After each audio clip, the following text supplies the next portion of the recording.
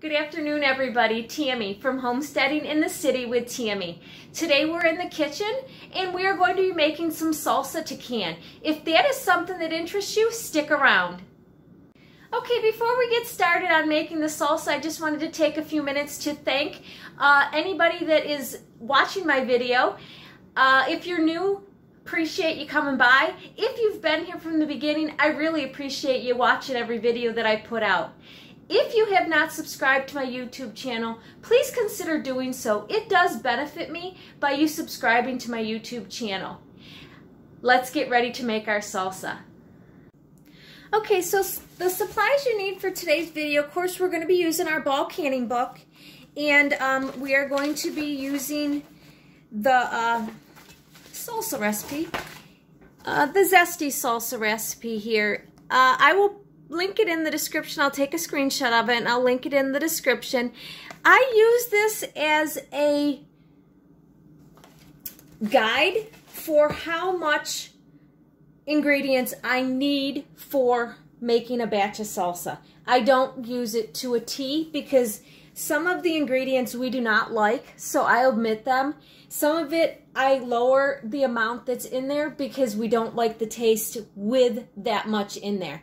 So that's something that you need to get used to practice with when you are canning and making stuff. Taste it to make sure it tastes the way you want it to taste before you put all of it in, and making sure that you have it the way you want it. Of course, you'll need your, a big pot to put all your salsa mixture in when we get it, your canner, your water bath canner, jars, lids, rings, and seals, and then of course all of the supplies for making salsa. Tomatoes, peppers, onions, if you like it spicy, a hot pepper, and then cilantro, and then of course the ingredients that they tell you in the recipe for making the salsa, which was vinegar and some spices. That is what you're going to need for today's video. The other thing that I have that I've used and I really love, and I got this off of Amazon, it is called the Vidalia Chop Wizard. It is a nice, it is a nice little tool. Let me open it here and I'll show you what it looks like.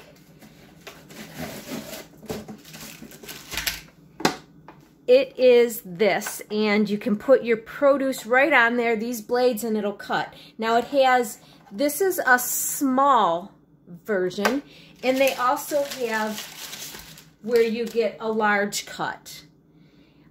This one is nice when you're doing like potatoes, to do cubed potatoes and stuff like this. This is really nice for that.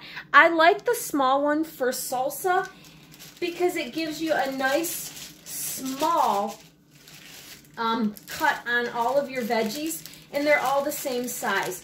So this is a nice little tool that I got that I use and I really enjoy it. It also has a measuring cup on the side that'll tell you how much you have. So this is something that I got and I really do like. Also, if you are going to be using hot peppers, you need to make sure you take the precaution of wearing gloves and making sure that you do not get that capsaicin all over you. Just make sure you take your precaution while you are working with hot peppers. Use your gloves. Make sure that everything that you use with that gets washed immediately so it's not sitting around and allowing that oil to get on everything that you touch. Usually, if you're going to do a hot pepper, you do it last. That way you can wash everything right off the bat, right after that, and not have to worry about it.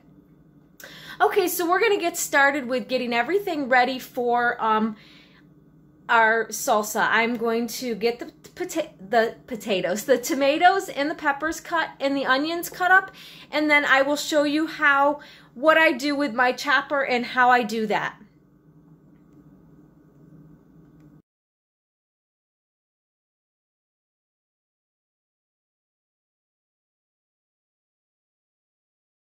So the first thing I do is rinse all of my tomatoes. Then I will just cut them in half, and I will take out the center core piece here. And then I just set them on my chopper. And I have to do one at a time at this. But then you just push it through.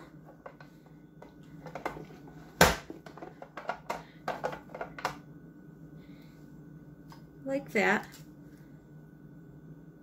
Any bad spots that are in the tomato, I will cut out.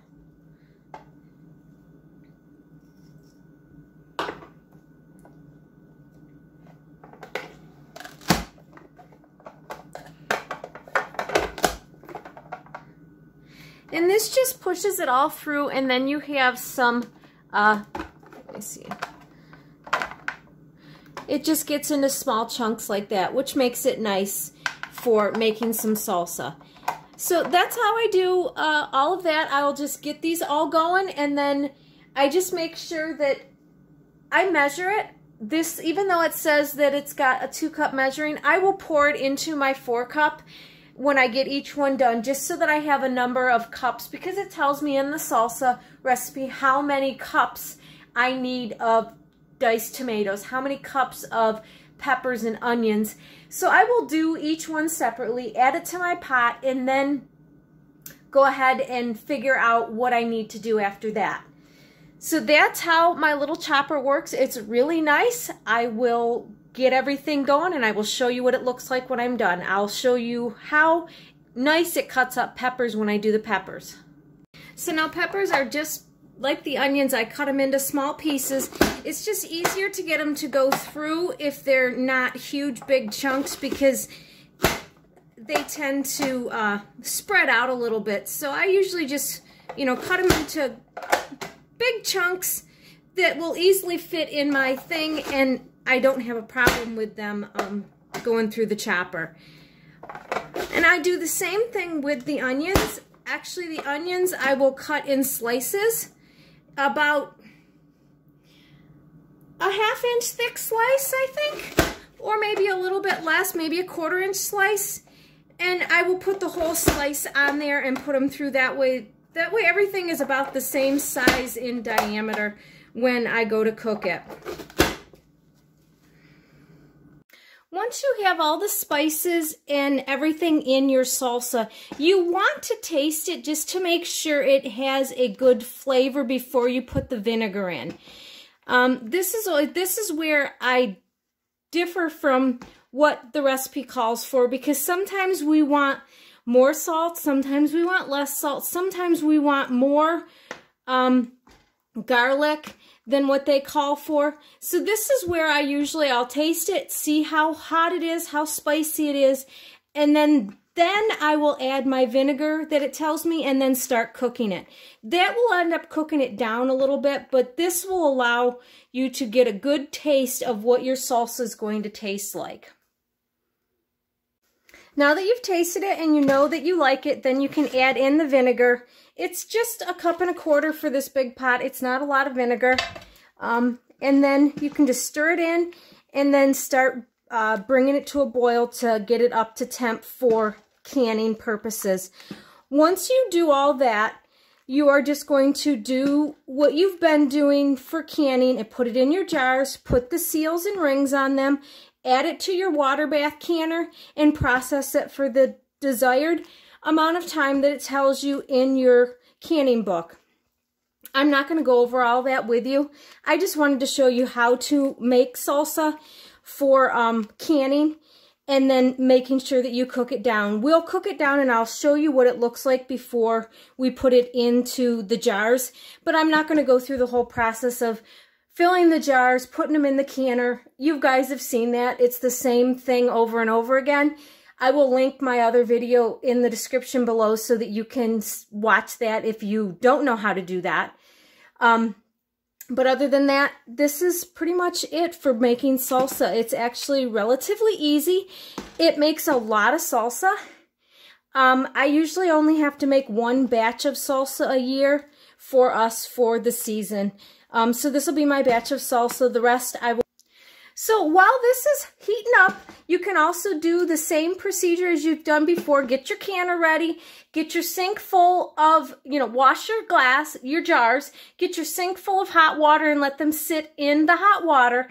And get your water bath canner going with water so that when this is done, you can keep the process moving by filling your jars and putting them in the water bath canner, and you don't have to wait for anything to come. You can always, if your canner starts boiling, you can always turn it down so that it's not boiling.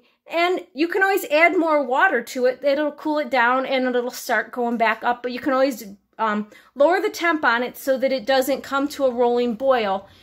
But at least that it's hot. That way, once you put the jars in hot, it won't take long for it to get up to temp and to start processing for your canning process. So once this is cooked down, just before I get it ready to put in the jars, I will show you what it looks like, and we'll go from there. Okay, so this is what the salsa looks like once it's cooked. You can see my line of where the salsa was.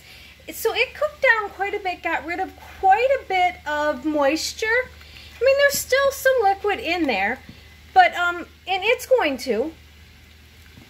But that's what it will do when it starts to cook. It'll cook down and we'll get rid of some of the extra moisture.